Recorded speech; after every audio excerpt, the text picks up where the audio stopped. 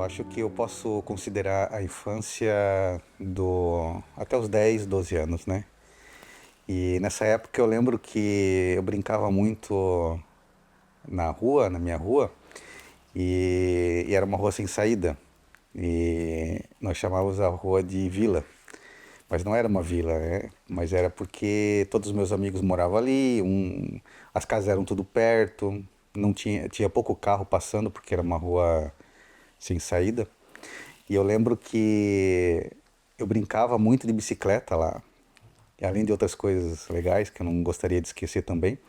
Mas uma das coisas que eu tenho uma lembrança forte é que cada casa da vila era uma coisa diferente, como por exemplo, a minha casa era por exemplo, uma lanchonete, um restaurante, a casa do meu amigo era um mecânico, a, a árvore que era na frente da casa do outro amigo era o banco, né? E uma coisa que eu lembro que é muito legal da minha infância é que a gente fazia várias coisas assim. Então, eu lembro que a gente pegava a bicicleta, então a bicicleta era como se fosse uma moto. E a gente parava no posto de gasolina, que era na casa de um outro amigo. E aí eu lembro de ter que pegar dinheiro no banco, e o banco era a árvore. E aí as notas eram verdes, então por isso que acabou ficando o banco, né? E a gente pegava aquela notinha verde da árvore ali e fazia daquilo um dinheiro e fazia os comércios. Então a gente viajava muito, assim, era muito legal na época. E então eu não gostaria de que isso apagasse da minha memória, porque foi uma época muito, muito boa. Então a gente, no final da vila, a gente jogava futebol. Aí tinha uma parte que tinha um morro bem grande, que era mato, mas a gente fazia trilha. Então a gente fazia as trilhas pelo mato, até chegar num campo de futebol em cima, e a gente ia lá só para jogar futebol. E era um campo, uma quadra de cimento, bem bonita, porque era uma igreja lá também. E então eu tenho essas coisas na minha memória. E eu realmente, assim, eu não gostaria de apagar elas, que foi bem, bem legal.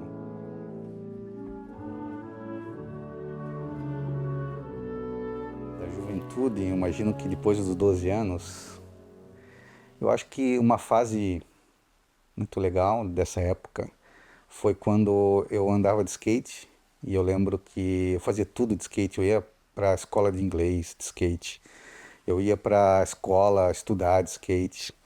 E aí eu lembro que eu andava de madrugada. Na época era madrugada, mas antes da meia-noite, mas para mim já era muito tarde, né? E eu lembro que era muito frio.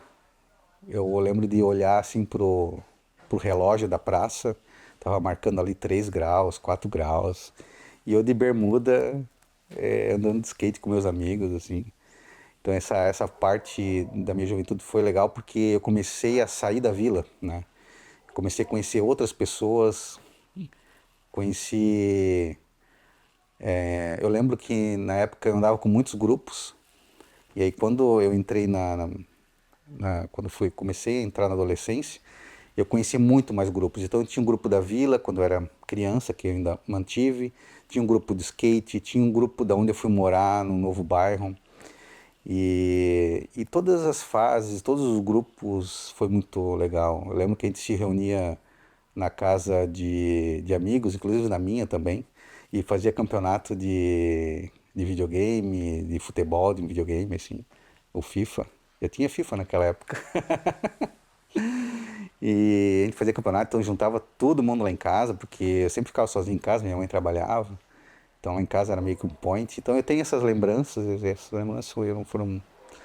foram épocas muito, muito legais, assim. Eu gostei bastante.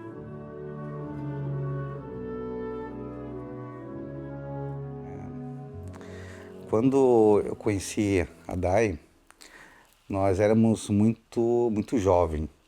Eu acho que eu tinha uns 18, ela uns 17, eu não sei, ela vai confirmar depois. Eu não lembro as datas, mas sou muito ruim em datas.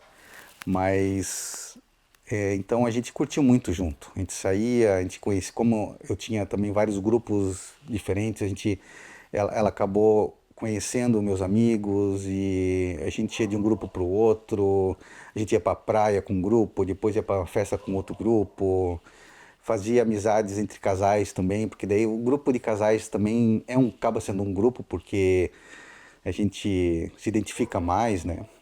A gente acaba escolhendo amigos em casais porque é mais compatível, né? Do que um solteiro que quer muita festa e tal. Então, a Day ela passou por essa fase assim, inicial ali, quer dizer, mais saindo da minha juventude, né? Tinha uns 18 anos, né? Então a gente fez muita coisa legal juntos, né? E quando a gente decidiu casar, a gente a gente estava querendo apenas organizar nossa vida, né? Porque a gente já estava já bem, assim, a gente já tinha escolhido um ou outro, né? Então o casamento foi mais para organizar nossa vida, para a gente crescer junto, né? E aí nós casamos e nada mudou, né? Porque a gente já estava muito bem estruturado, sabendo um do outro, né? É a pessoa que eu quero para a minha vida, ela também.